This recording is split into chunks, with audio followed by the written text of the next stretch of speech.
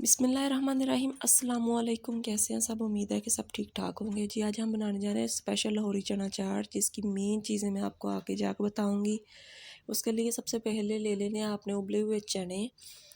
इसके बाद मैंने एक प्याली चने लिए थे, उनको भिगो के उबाल लिया था। और 2 से 3 अदद जो है ना यहाँ आलू लिए थे, उनको भी उबाल के काट लिया है। एक प्याज लिया, उसे बारीक बारीक काट लिया है।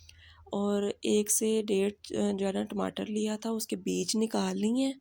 और हाली उसका बाहर वाली साइड जो है ना वो, क्योंकि हम टमाटर सिर्फ सजावट के लिए इस्तेमाल कर रहे हैं। इसके बाद हमने लिया बंद गोभी, उसे भी काट लिया है। और अब इस रेसिपी की मेन चीज़ें जो है स्टार्ट हो रही हैं। अगर ये आपकी अच्छे तरीके से तैयार होगी तो आप समझ लें आपकी चाट बहुत मज़े की बनेगी। सबसे पहले हमने इमली ली, उसे भिगो लिया और उसे ग्राइंडर में डाल के ऐसे पेस्ट बना लिया। इसके अंदर कोई चीज़ नहीं शामिल की, ना नमक, ना मिर्च, ना चीनी। इसके बाद हमने हरी चटनी तैयार करनी है, जिसके लिए सबसे पहले लिया धनिया, पुदीने के पत्ते और 1 से 2 जो है ना वो हरी मिर्च ली है, दरमियाने साइज़ की, जो छोटी होती हैं, जो कड़वी होती हैं वो, जो तेज़ बहुत तीखी होती हैं वो वाली हमने हरी मिर्चें ली, उनको काट लिया और उनका पेस्ट बना लिया। ये देखिए ये पेस्ट तैयार हो गया। इसके अंदर हमने दही शामिल कर लेना है और हमारी हरी चटनी जो है वो तैयार हो जानी है। और इसे अच्छी तरह मिक्स कर लें। अच्छा, चटनियाँ बनाते वक्त यहाँ एक चीज़ का आपने ध्यान रखना है, जो हमने दोनों चटनियाँ बनानी है, एक ये और एक इसके बाद जो बननी है, हमने दही लेना है बहुत ज़्यादा ठंडा, क्योंकि अगर आपका दही ठंडा हुआ तो आपकी चाट बहुत मज़े की बनेगी।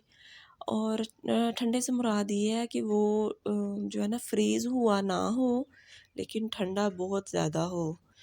ये हमारी चटनी जो है ना तकरीबन तैयार हो गई है। इसके बाद हमने क्या करना है कि दूसरी चटनी जो तैयार करनी है वो आलू बुखारे से नहीं हम तैयार कर रहे हैं, बल्कि जितना हमने दही डालना ना हमने अपनी चाट में, उतना हमने दही जो है उसके अंदर मैंने डाल ली है 3 चम्मच चीनी के।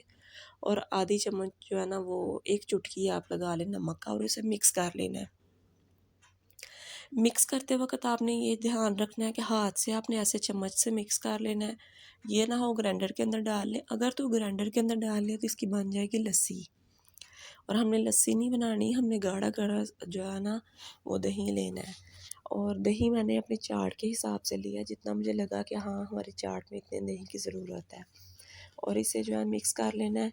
ये हम चटनी मीठी चटनी तैयार कर रहे हैं दही से ही, इसे हमने आलू बुखारे से या इमली से हमने तैयार नहीं की। और ये हमारी तीनों चटनियाँ जो हैं प्यारी सी खूबसूरत सी माशाल्लाह तैयार हो गई हैं।